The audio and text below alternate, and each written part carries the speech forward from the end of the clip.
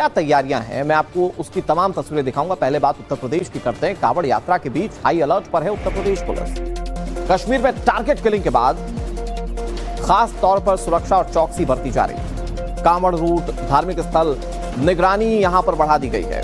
लखनऊ के वीवीआईपी तमाम जो क्षेत्र हैं वहां पर भी निगरानी को काफी ज्यादा बढ़ा दिया गया है। हरिद्वार जो भक्त जाते हैं कई सारे उत्तर प्रदेश के होते हैं और कई सारे उत्तर प्रदेश के रास्तों का इस्तेमाल करते हैं, और ऐसे में किसी तरह का कोई उपद्रव ना हो, किसी तरह से कोई दिक्कतें इन कांवड़ियों को पेश ना आए, ये खास तौर पर प्रशासन अपने ध्यान में रख रहा है और उसको देखते हुए विशेष तैयारियां जो हैं वो की गई हैं। हाल फिलहाल में जो घटना सामने आई थी कुलगाम में, उसके बाद और ज्यादा चौकसी बरती जा रही है। एक तरफ तो ये भी पहलू है कि कई बार शिव भक्त जो कांवड़ लेकर निकलते हैं उनमें कई उपद्रवी शामिल होते हैं, उसको भी खास तौर पर ध्यान में रखा जा रहा है। दूसरा, इनकी सुरक्षा को लेकर भी विशेष तौर पर इंतजाम जो है वो किए गए हैं। कल भगवान भोले को पहले सावन के सोमवार के मौके पर लोग जलाभिषेक करेंगे और इसके लिए विशेष तौर पर इंतजाम शिवालयों में भी की गई है और कांवड़ रूट पर भी किया गया है। मनीष हमारे सहयोगी इस खबर पर ज्यादा जानकारी के साथ जुड़ गए। मनीष, हरिद्वार जो कांवड़ लेकर श्रद्धालु जाते हैं वो मुजफ्फरनगर वाला रास्ता होता है, साउथ जो वेस्टर्न यूपी वाला रास्ता है, खास तौर पर वो इस्तेमाल किया जाता है और इसीलिए कांवड़ के जब दिन चल रहे होते हैं तो विशेष तौर पर निगरानी वहां रखी जाती है। इस बार क्या खास इंतजाम है, खास तौर पर तब जब वो कुलगाम वाली घटना सामने आ चुकी है देश में?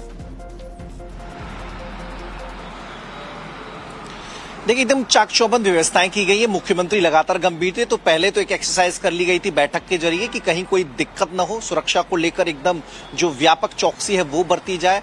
सोशल मीडिया से लेकर सड़क पर सुरक्षा तक, ट्रैफिक व्यवस्था से लेकर जो बाकी कांवड़ियों के लिए सहूलियत भरे कदम उठाए जाने होते हैं वो सब पूरी व्यवस्थाएं पश्चिमी उत्तर प्रदेश में कर ली गई थी। और जम्मू कश्मीर की जो घटना है उसको ध्यान में रखते हुए विशेष ध्यान रखा जा रहा है। हाई अलर्ट पर सारे डिस्ट्रिक्ट्स को रखा गया है। जो रेड जोन वाले जिले हैं जिनमें ज्यादातर वो जो कांवड़ियों वाला रूट है, उस जहां जहां रूट आता है वो संबंधित जिले हैं, वहां पर डीजीपी स्तर से निगरानी रखी जा रही है। कंट्रोल रूम से लगातार पुलिस अधीक्षक के संपर्क में जो उच्च पुलिस अधिकारी हैं वो है।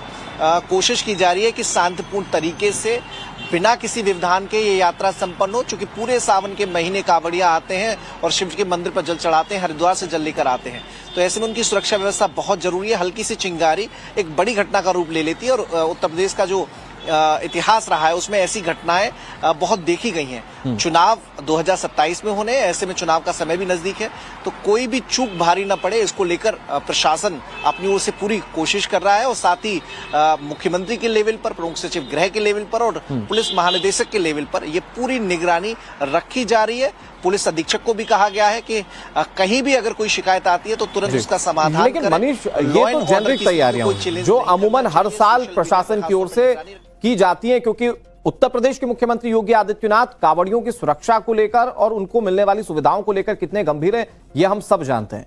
लेकिन जिस तरह से कुछ दिनों पहले एक घटना सामने आई थी घाटी के अंदर, कुलगाम की वो घटना, ये पता चला कि आतंकी कैसे एक्टिव हैं और वो टारगेट कर सकते हैं श्रद्धालुओं को, इस बात की भी आशंकाएं थी।